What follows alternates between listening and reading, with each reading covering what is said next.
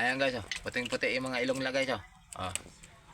Yan guys, kasi napurga na yan sila guys. Tapos, yan guys, oh. Oh, puti-puti yung mga ilong nila guys, oh. Oh, yan pa guys, oh. Inakay pa yan guys.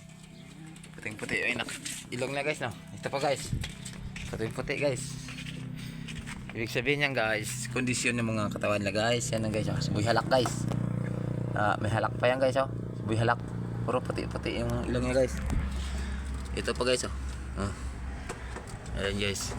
Ayan guys, nagposisyon na sila guys. Nagpupugad na guys. Ayan, si Boss Iking, oh. Tain na, parang may sipon si Boss Iking, ah. Dito guys, wala nang laman guys. Kalamatay mga sisiw natin guys, eh. Bagong design na naman guys. Ayan guys, dito natin lagay yung mga lalaki natin guys.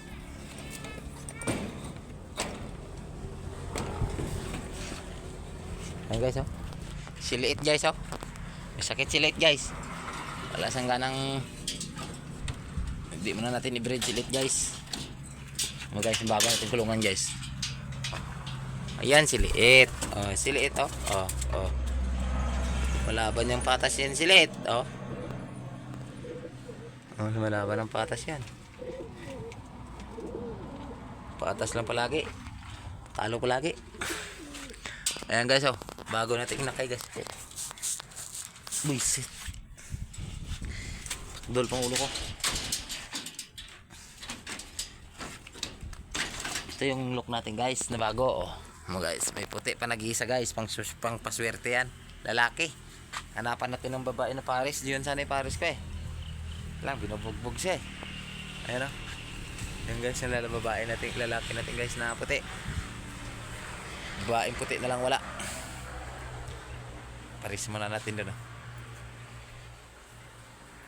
May maglabas na photo puro puti dito guys. Paris natin dyan.